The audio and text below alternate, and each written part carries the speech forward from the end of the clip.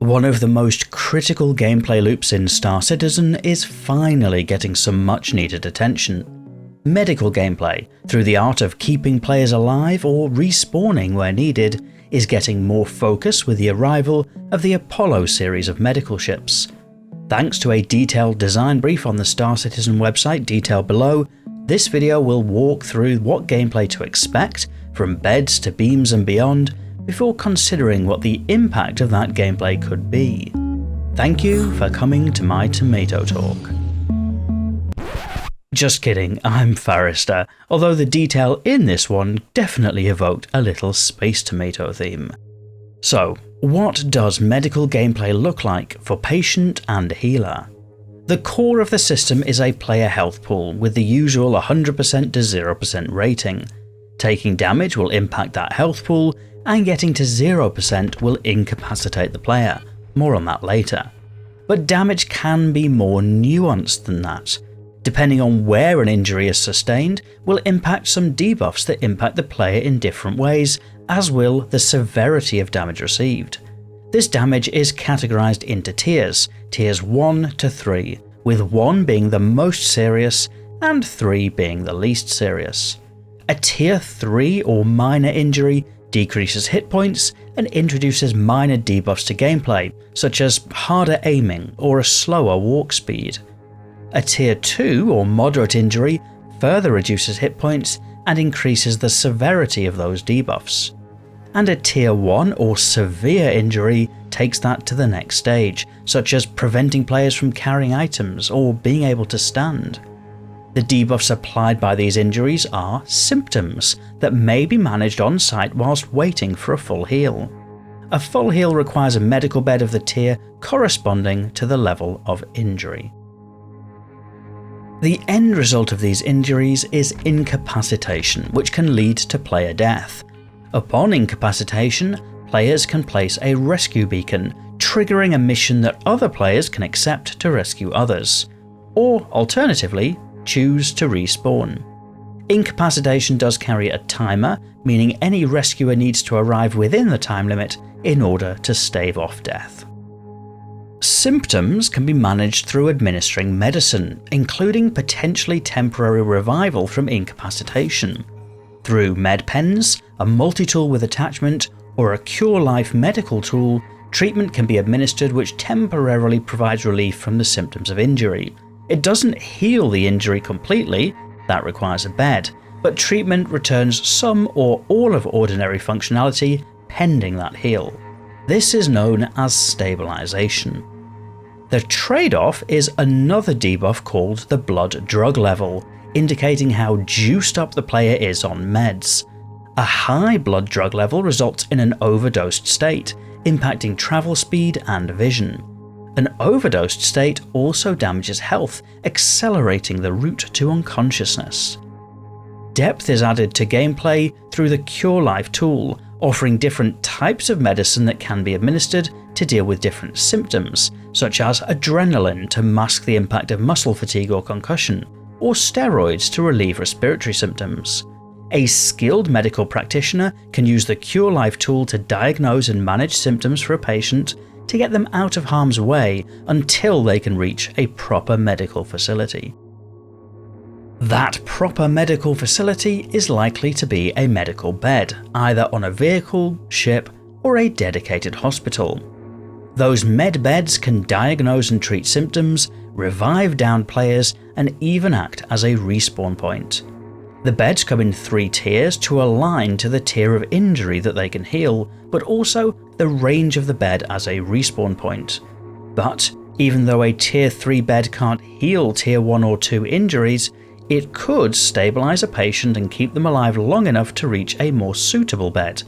In gameplay terms, that means that even ships or vehicles with lower tier beds could still be useful to stay off death.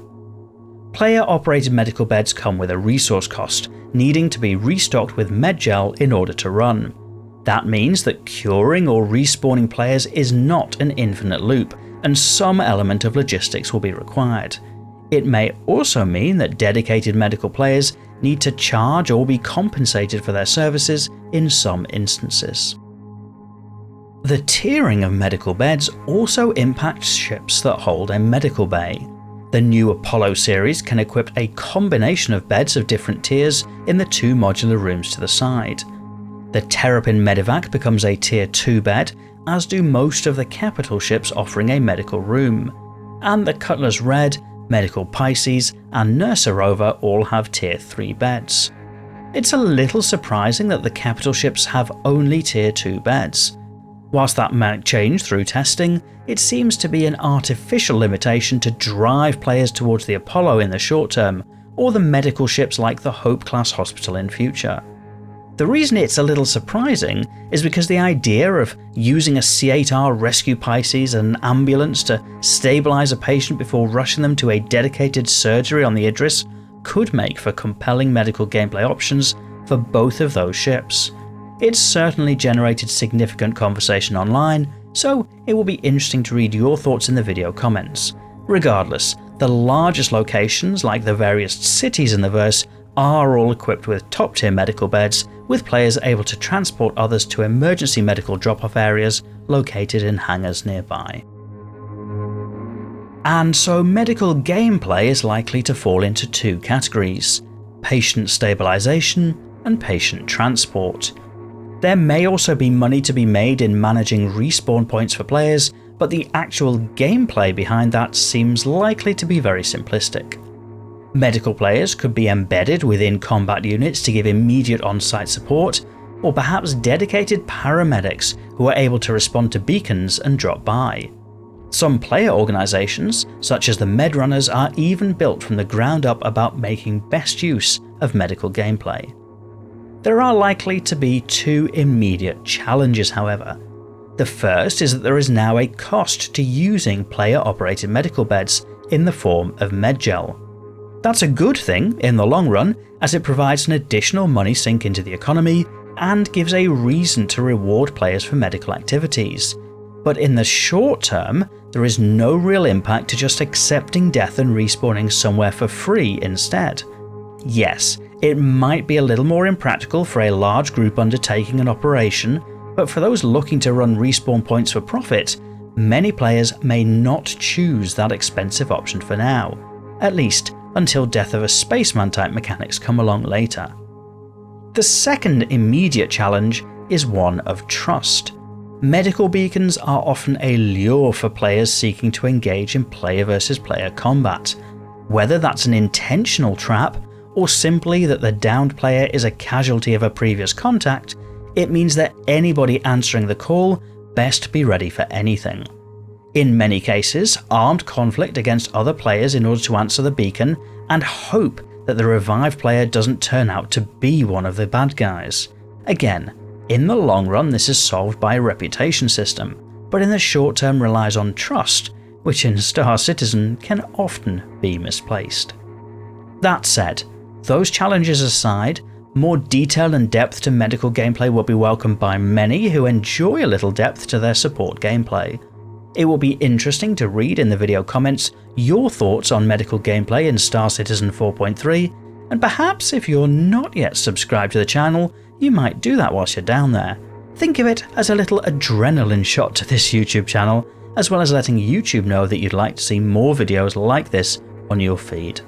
But all of that out of the way, look after each other out there, and as always, thank you for watching.